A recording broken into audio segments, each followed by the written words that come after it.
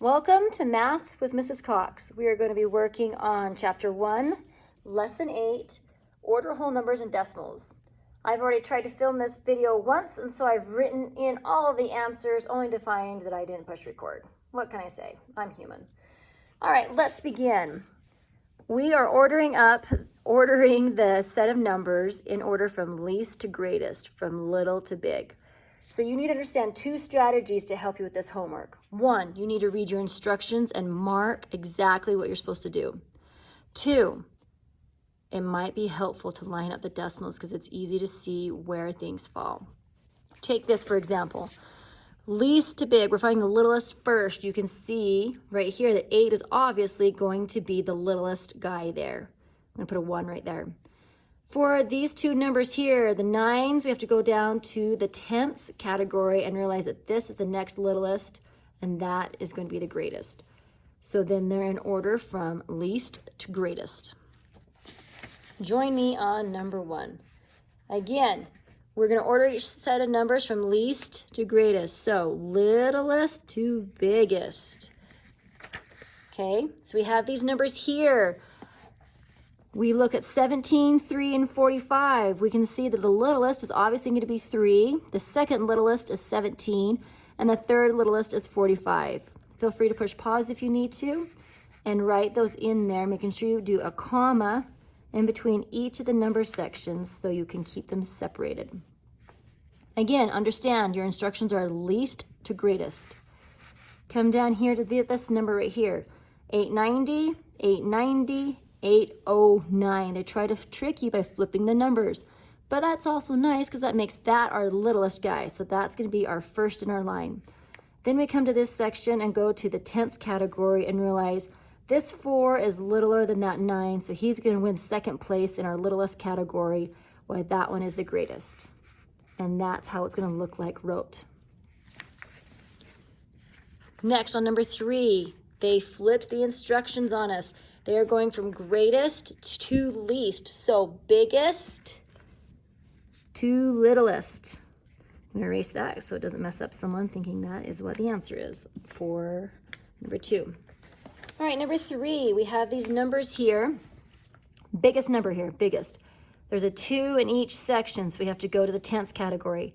Ooh, there's a 6 there, 5, 0, 4. Obviously, the 6 is the biggest boy there, so he's going to win first place in our greatest category. Then 5 trumps these other two numbers, so it's going to be number 2 in our greatest category. And between these two, this one number right here, 4 is greater than 0, so it's going to earn the place at third and then fourth. And that's what we look like right here. This next one's a little tricky though. With all those 1s and 0s, it kind of boggles the brain a little bit. So it's important that you take these numbers and you write them over here and lining up the decimals. I lined up the decimals here, and yes, I had to add some place value zeros to kind of keep things straight in my head.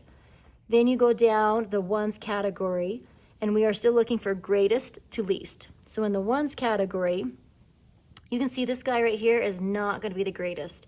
So I just put a number 4 because I already know that that is the least in the lineup. So 1, 1, 1. We have to go to the tenths category to figure it out. Remember, this guy is no longer in the running because he's the least. So this one is the winner for the greatest category of number 1 because there's a 1 in the tenths, while these ones have zeros. Now these two are out of the category, and comparing these numbers right here, I go to the hundredths category and see there is a 1 in the hundredths category and there's a 0 here. So this one obviously trumps as the greatest. Is going to be number 2, 3, 4. And you can write them out that way. This one was vital to line up the decimals. I don't know if I could have just looked at it and gotten it right without lining the decimals up, just like they showed us in the example. So that's a great strategy to line up your decimals. Okay, that was 59. Move to page 60, please. All right, we are looking at kids on this table. Zoom in just a little bit. Kids on this table. Shortest to tallest, which means we're going from little to big, least to greatest. So which one is the least number here? We have 57, 56, 56, 56. Well, obviously that's the tallest person, so it's going to be number 4. from least to greatest.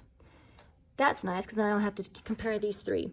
Looking at these three, I can see in the tenths category, there's a 0, 3, and a 1. Well, that makes me automatically know that Kim is going to be the shortest, earning number 1.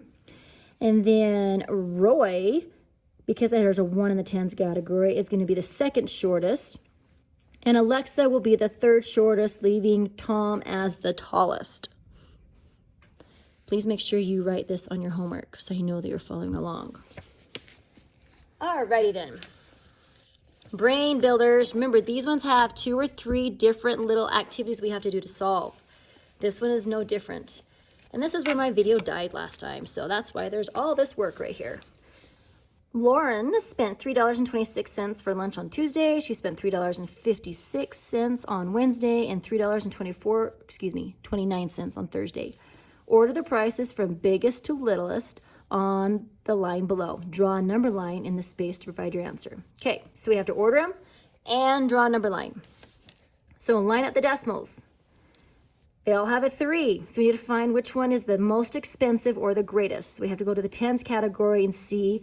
That's where we cinch the winner. $3.56 is the greatest price. Then these ones have 2, so we have to go to the hundredths category and see that this $3.29 is the one that secures the second greatest price. And then the $3.26 will be the third or the least out of all of those. This is how you make it look like a number line. Draw a line and put some random number in here. Well, that's pretty close. So like $3 would work. And then I'm gonna put $3.50 and then I'm gonna put like $3.60. Maybe I'll do $3.25 to help even it out just a little bit, right? So then I'm gonna put these little price tags down through here. First one, $3.56 is about there, not all the way to 60. $3.29 would be past $3.25. About like right there would be $3.29. Draw a little price tag box around it. And then we have $3.26. I'm going to draw a little arm going this way, $3.26.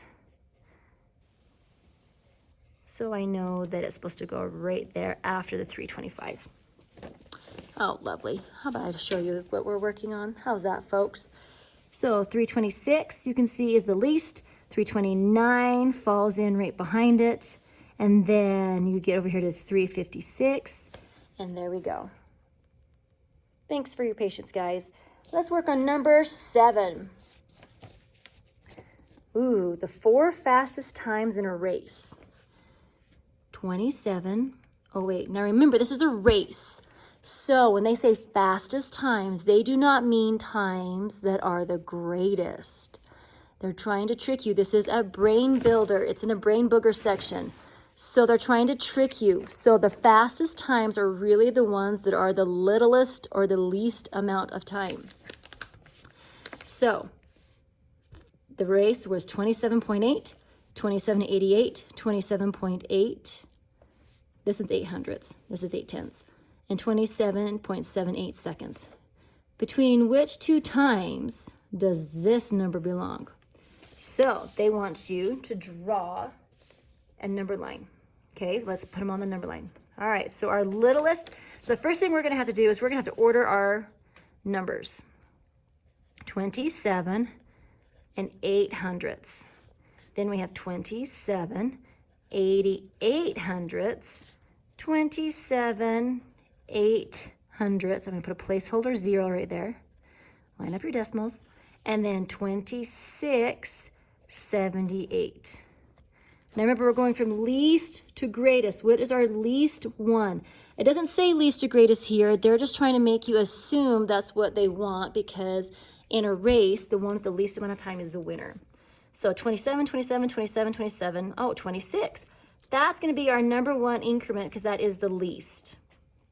Okay, then the number 2, the littlest number 2, well, if you look right here, 8, 8, and 0, that one's going to be the next littlest. Okay, they both have an 8 there, so we're going to move to the next one. This one is more, so this one's going to be the next littlest, and the final one.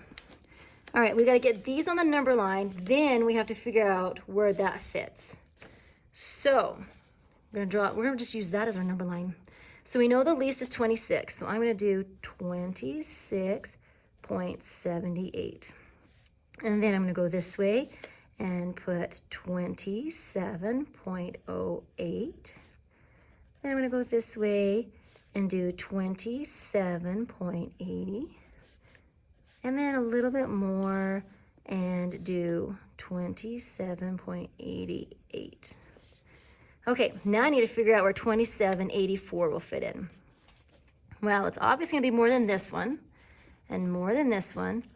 Look, there's 80 and 88. So I imagine 27.84 is going to go right there. Now you could have put 27.84 right here, and then you'd had to have rearranged your numbers a little bit. So 1, 2, 3.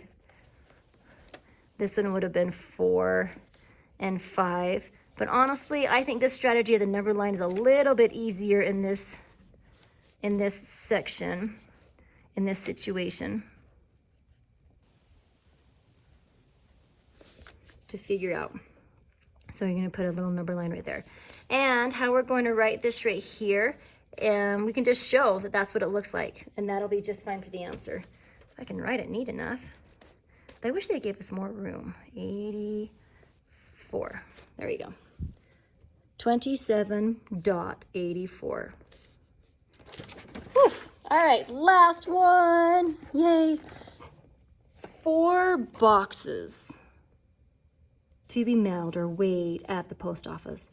Box A weighs that much, B that much, C that much, and D that much. Which box is the heaviest? All right, the easiest thing for us to do, I think, is just to line them up. So I'm going to put A is 8, 2, 5. B, 8.2, and I'm going to put a placeholder 0 there so it organizes it in my brain. C is 8.225, and D is 8.05. I'm going to put a 0 there. Looks like I need a few more placeholder zeros so that they're all even. And let's figure out which one's the heaviest, and that usually means the most. Well, they're all 8, and they have a 2, 2, 2. Oh, that one doesn't. So that's definitely not going to be the heaviest. Let's go to the next line. Ooh, 5. 5 trumps everything. So we can see that the heaviest box is going to be box A. And you need to have this on the side of your paper to prove to me, I need to see a little X right here, that you understand that box A is the heaviest and why. All right, rip out your homework and turn it into your homework tower, or turn it in the next time I see you, and thank you so much.